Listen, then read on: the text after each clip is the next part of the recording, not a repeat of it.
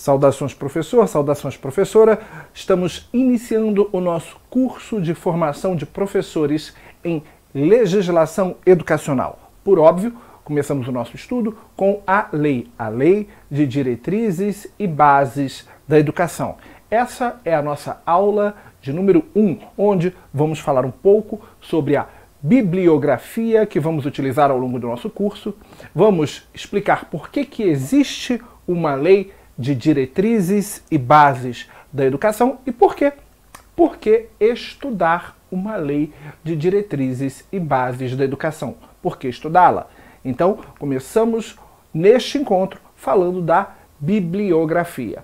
Temos a Altaísa de Oliveira Romanelli, com o livro História da Educação, porque não é possível entender a legislação educacional sem entender o seu histórico, como ela evoluiu de um passado recente na história do Brasil até os dias atuais.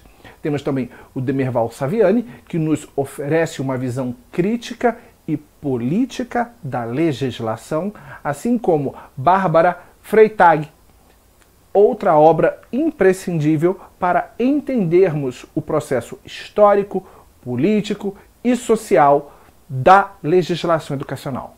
Por óbvio, temos o Libânio, também temos o Moacir Alves Carneiro, com a LDB Fácil, uma obra ao qual eu gosto muito de estudar por ela, e temos também o meu livro, de fato, o livro do professor Hammurabi Messeder, Entendendo a LDB, publicado originalmente pela editora Campus Elsevier, até a 4ª edição pela editora Campus, e que hoje você encontra disponibilizado gratuitamente na forma de e-book para você que está fazendo este curso. Então, tendo apresentado a bibliografia que fundamenta o nosso trabalho, vamos à nossa primeira apresentação de aula. O primeiro tópico. Por quê? Porque efetivamente existe uma lei de diretrizes e bases da educação. Qual é a razão? Qual é o motivo da sua existência? Por que existe uma LDB? A resposta é simples. Porque a Constituição do ano de 1934, isso mesmo, a Constituição de 1934, determina em seu artigo 5º, inciso 14, que a União deve traçar as diretrizes da educação nacional. Só por isso. Por que a LDB existe? Porque a Constituição de 1934 determina que deve haver uma lei, sim, uma lei, no âmbito federal, isso é feita pela União, que vai traçar as diretrizes e bases da educação nacional. A LDB existe porque a Constituição de 1934, em seu artigo 5º, inciso 14, assim o determina. Não obstante, ela determinou em 34, mas não criou esse termo, diretrizes e bases da educação nacional, lei de diretrizes e bases da educação nacional. Em 1934, a União apenas determinou que, a Constituição apenas determinou que a União deveria estabelecer uma lei para traçar as diretrizes da educação nacional. Mas foi só com a Constituição de 1946 que vai surgir o termo Lei de Diretrizes e Bases da Educação Nacional. Então a Constituição de 1934 determina que a União, o governo federal, lá no artigo 5º, inciso 14, que a União estabeleça uma lei para regulamentar a educação nacional. E com a Constituição de 1946 surge o termo Diretrizes e Bases da Educação. Essa lei só vai vir a ser criada no ano de 1961. Isto mesmo, será a Lei 4024 do ano de 1961. Isto é, 15 anos, praticamente 15 anos após a Constituição de 1946 criar o termo Diretrizes e Bases da Educação. É só você contar. De 1946 até 1961 são 15 anos. No 15º ano, após a publicação da Constituição de 1946, é que vai surgir a primeira LDB, que é a Lei 4.024, em um contexto em que estas eram as salas de aula do Brasil. Isso aí, um contexto histórico bem diferente daquilo que evidenciamos na data de hoje. O que é? Esse é o próximo passo. O que é uma LDB? Em primeiro lugar, você precisa entender que ela é uma lei nacional. Isto é, ela tem vigência e eficácia em todo o território nacional, em todos os estados, no Distrito Federal e em todos os municípios. É uma lei que, por definição, estabelece regras gerais sobre educação. Aspectos regionais e aspectos locais, aspectos educacionais regionais e aspectos locais não são regulamentados pela LDB. Ela estabelece regras gerais em âmbito nacional para a educação. Vai competir a Assembleia Legislativa de cada estado, a Câmara Municipal de cada município, estabelecer as regras regionais e locais em matéria de educação. A LDB também aplica-se às instituições privadas. Para quem pensa que a LDB, a Lei de Diretrizes e Bases da Educação, aplica-se única e exclusivamente à educação pública, esse é um ledo engano. Suas regras são aplicadas para instituições públicas e instituições privadas de ensino. Algumas regras são comuns às duas instituições, outras são direcionadas apenas para instituições públicas e algumas poucas apenas para instituições privadas. Dirige a educação escolar. Exato. O processo educacional, como veremos daqui a pouco, ele é muito mais amplo e ele abarca 8 ambientes de convivência humana, desde a família à própria instituição escolar. Destes ambientes, como por exemplo a família, as manifestações culturais, as instituições de pesquisa, são ambientes em que o processo educacional se desenvolve. Desses 8 ambientes, que estudaremos lá no artigo 1º da LDB, em apenas um a LDB se estabelecerá. Ela se dirige apenas à educação que ocorre no ambiente escolar, isso é, nas instituições de ensino propriamente dita. E ela atua em todos os níveis. Estudaremos mais adiante o artigo 21, isso mesmo, o artigo 21 da LDB, um dos mais cobrados em prova de concurso público e aplicáveis na prática do dia a dia. O artigo 21 diz que a educação divide-se em 2 níveis, educação básica e educação superior. A LDB estabelece regras para ambos os níveis, para a educação básica e para a educação superior. Mas lembre-se, para você que quer dar aulas sobre esse tema, e a gente vai frisar muito isso ao longo do curso, o segredo, o pulo do gato, ele sempre está nos pequenos detalhes. E o primeiro detalhe está na linguística, no vocabulário. A LDB é uma lei.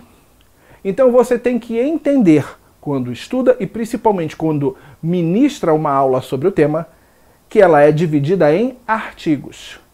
Os artigos são numerados ordinalmente do 1º até o 9º. Artigo 1º, 2º, 3º, 4º, 5º, 6º, 7º, 8º e 9º. Depois do artigo 9º, você irá pronunciá-los de forma cardinal. Artigo 10, artigo 11, artigo 12, artigo 13. A propriedade vocabular, a propriedade no seu vernáculo, ela é fundamental para o seu sucesso como professor.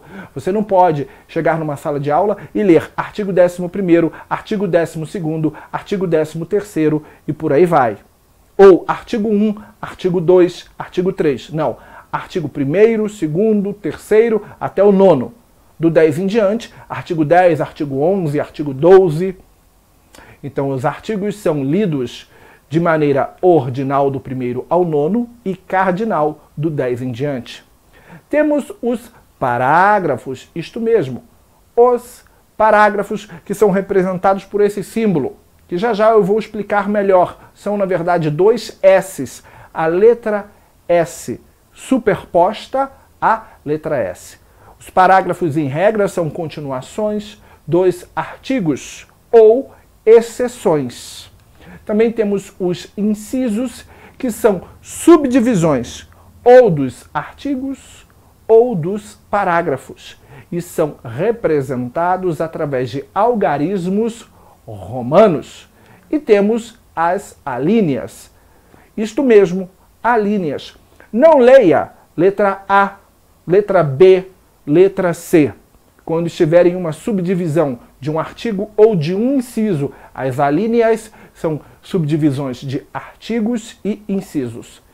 Não leia a letra A, letra B, letra C. Leia a linha A, a linha B, a linha C.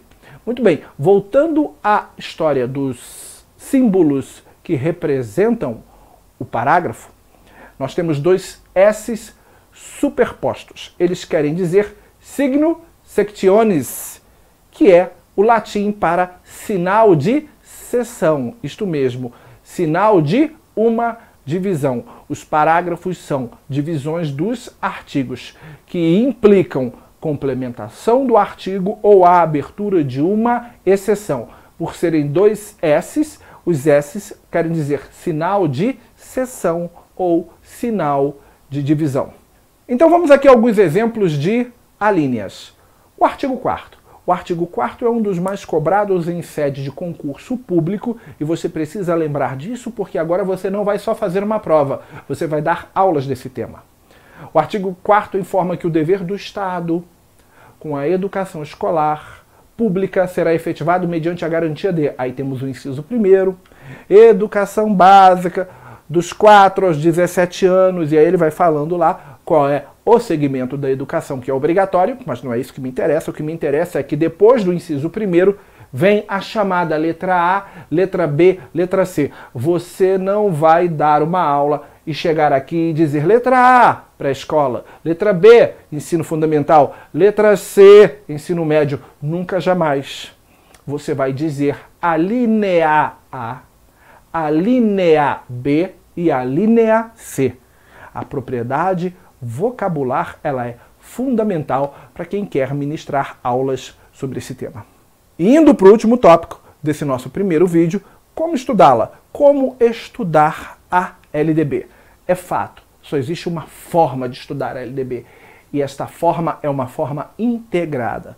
Você não estuda a LDB isoladamente dentro do ordenamento jurídico. Exatamente. É disso que estamos falando, de ordenamento jurídico. Se fizermos uma análise da pirâmide de Kelsen em matéria de hierarquia da norma jurídica, no topo da pirâmide, no ápice da hierarquia, encontramos a Constituição Federal, com as suas respectivas emendas, estabelecendo regras em matéria de educação.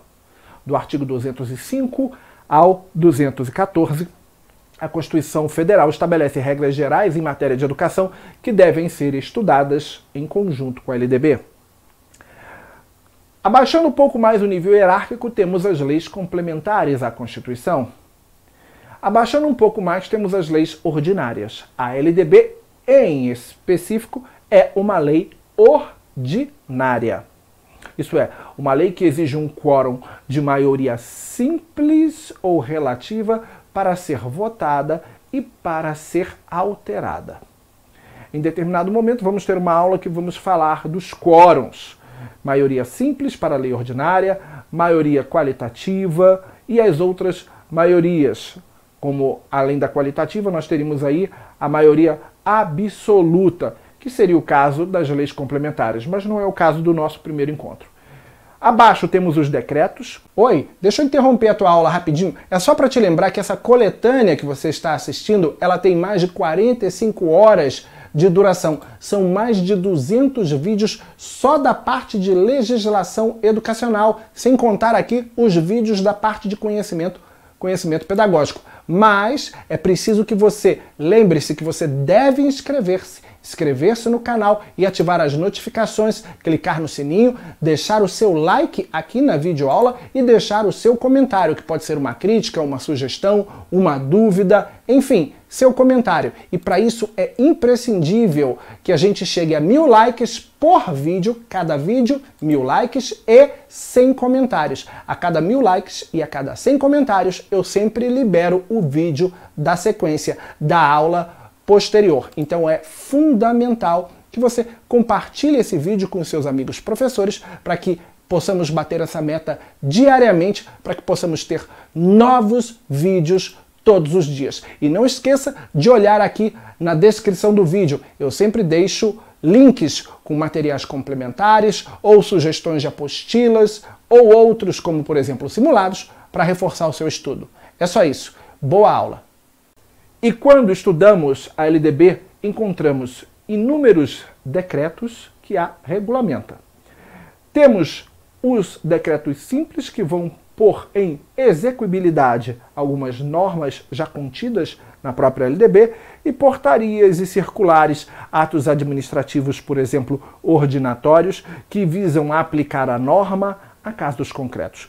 Quando você estuda a LDB, e é isso que você precisa entender, você estuda integrando a LDB com a Constituição, por óbvio, por uma questão de ordenamento jurídico, e integrando com as diretrizes curriculares nacionais, com a Base Nacional Comum Curricular, com os parâmetros curriculares nacionais e com outros decretos que estão diretamente ligados ao tema educação, regulamentando a própria LDB. Então, estudar a LDB é estudar necessariamente regras mais amplas e regras mais específicas. Quando a gente estuda uma DCN, quando a gente estuda os parâmetros curriculares nacionais, quando a gente estuda um decreto ou mesmo a BNCC, estamos estudando regras extremamente específicas em matéria de educação. Especificidade, é disso que eu estou falando agora, não de hierarquia. Quanto mais específico, mais para a ponta do meu gráfico. Quanto menos específica a regra, mais genérica é a regra, mais para a base. A LDB encontra-se em um posicionamento intermediário nessa pirâmide, que não é a pirâmide do ordenamento específico, mas sim da especificidade da norma, enquanto a Constituição agora está na base. Quando falamos de ordenamento jurídico, nós temos uma quantidade de normas pequenas, mas cujo poder destas normas, a amplitude delas é muito grande. Por isso que, quando eu falo de ordenamento jurídico, a Constituição está no topo, é uma única norma. Mas quando eu falo de especificidade, ela vai para a base, porque é uma norma extremamente ampla. Quando eu falo em ordenamento jurídico, as DCNs, as PCNs, os decretos, a própria BNCC, em matéria de hierarquia, estão lá na base. Mas em matéria de especificidade, porque elas foram para a base na hierarquia, mas se tornaram extremamente específicas em seus conteúdos, elas ficam no topo dessa pirâmide, a pirâmide da especificidade. Seguindo adiante, só para você fechar esse entendimento, estudar a LDB é estudar a Constituição Federal, mais especificamente do artigo 205 ao 214. É estudar as diretrizes curriculares nacionais que são pertinentes. Desde as diretrizes curriculares nacionais para a educação infantil, para as diretrizes do ensino fundamental, para as do ensino médio, para as da EJA, para as da educação especial e várias outras DCNs. Assim como, por óbvio, é também estudar o Estatuto da Criança e do Adolescente. É impossível ter uma visão holística, uma visão mais completa a ponto de se conseguir dar uma boa aula de LDB sem ter uma noção profunda também do Estatuto da Criança e do Adolescente. E, por óbvio, outras leis pertinentes e decretos que estão ligados direta ou indiretamente à própria LDB. Vou dar um exemplo. A Lei 13.935. Lei 13.935, de 11 de dezembro do ano de 2019. Essa lei dispõe sobre a prestação de serviços de psicologia e serviço social nas redes públicas de educação básica. Essa lei não altera a LDB. Ela foi publicada em 11 de dezembro de 2009. Ela não altera nenhum artigo da LDB, mas ela complementa a legislação nacional em matéria de educação. Essa lei, em seu artigo 1º, traz a seguinte regra. Acompanha comigo. As redes públicas de educação básica contarão, é obrigatório, com serviços de psicologia e de serviço social para atender às necessidades e prioridades definidas pela política de educação, por meio de equipes multiprofissionais. Diz o parágrafo 1º que as equipes multiprofissionais deverão desenvolver ações para a melhoria da qualidade do processo de ensino e aprendizagem, com a participação da comunidade, perfeito? Não é sozinha, a comunidade participa, a comunidade escolar, atuando na mediação das relações sociais e institucionais. Acaba por aí? Não. Temos ainda o parágrafo 2º, que informa que o trabalho da equipe multiprofissional deverá considerar o projeto político pedagógico das redes públicas de educação básica e dos seus estabelecimentos de ensino. Olha que coisa interessante, porque embora a lei tenha sido publicada no ano de 2019 sob a vigência de um governo que procura excluir o caráter político da educação, no corpo da própria legislação, a terminologia projeto político pedagógico está presente. Por quê? Porque não é possível existir uma educação sem haver ali um viés político, sem haver ali um viés ideológico. E por último, o artigo 2º, que diz que os sistemas de ensino disporão de 1 ano a partir da data da publicação desta lei para tomar as providências necessárias ao cumprimento de suas disposições. Essa é uma lei que se refere à educação, mas que não altera o texto do LDB. Agora temos aqui um outro ponto interessante, que é o decreto 9.557, na verdade, 9.057, retifica, decreto 9.057 do ano de 2017, que regulamenta especificamente o artigo 80 da LDB. O artigo 80 vai falar da educação à distância, modalidade mais do que presente hoje na vida de todos os estudantes e professores do Brasil, uma vez que por ocasião da pandemia de Covid-19 do ano de 2020, fomos todos catapultados para o universo online, sendo obrigados a desenvolver técnicas, métodos e estratégias de educação à distância e homeschooling. Muito bem, é disso que se trata a nossa primeira aula. A primeira de dezenas do nosso curso de formação de professores em legislação educacional.